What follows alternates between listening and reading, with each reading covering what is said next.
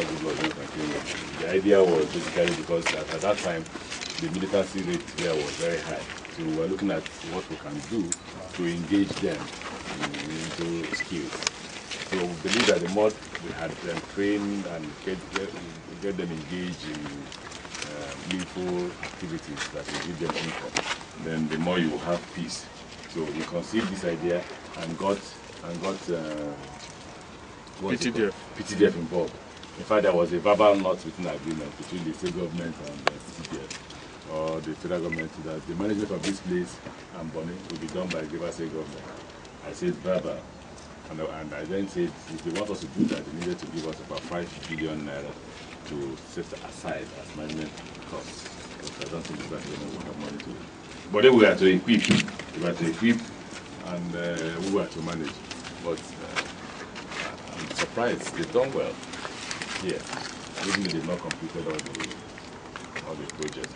And we hope that once they complete and they're able to equip, then we can see whether there's vacancy or not. There are so many Nigerians who are out of work, who can learn one skill or the other, and this could be a wonderful place for them. Yeah. Well, thank you, Your Excellency, the Governor of Rivers State, distinguished ladies and gentlemen. Definitely, this is a very, very big project, and PTDF is also involved in several other places. They're building the University of Petroleum a forum. We'll be expecting it when we go to Delta State.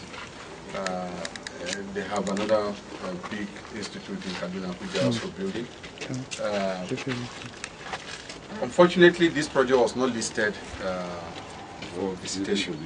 Yes, but thank God we came here because our vehicles, you mentioned it yesterday, and then we were able to come here. This is a very good project. It's not just for militants. Skill acquisition it must be a continual process, and I believe that we saw another big skill center in Imo State.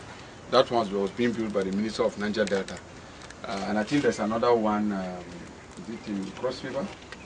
That was a housing estate that people visited after I had left in Cross River State. So there are projects like this in many of the states in the South-South. And when completed, they will not only serve the people of the South-South. There are many Nigerians that can come here and get training for skills. And the difficulty we are having in the oil industry is that of getting the high-quality skills that will fill the gap.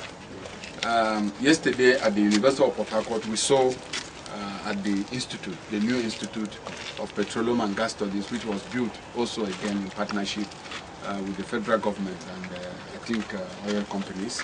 And we saw the training yesterday, and these are high-quality workers, skilled people, engineers, technologists who are already getting employment all over the world. But a center like this, will be very crucial in providing lower level skills, plumbing work, a lot of things that are done in the oil industry. Unfortunately, we don't have, a lot of the training here. This is what the polytechnics ought to be doing.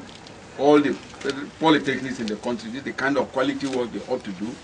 And but with these centers linking up with universities and polytechnics and providing foreign input, I believe we can fill the skill gap in the oil industry. Now that we have done the local content bill, which is working, and many more Nigerian companies are now taking their position in the oil industry. If we pass the petroleum bill that we sent to the National Assembly, this center should be very crucial in filling the gaps. So I believe this will be completed. It's already, work has gone to a very a lot of the construction work is virtually on, so I believe we'll follow up when we go to Abuja to get to PTDF and see the plan for the completion of this project. Thank you very much.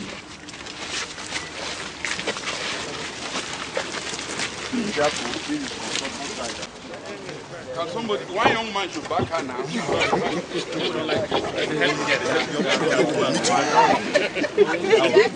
I said, yeah, okay. No.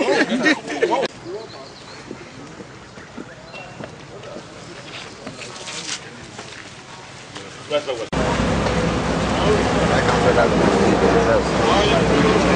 can't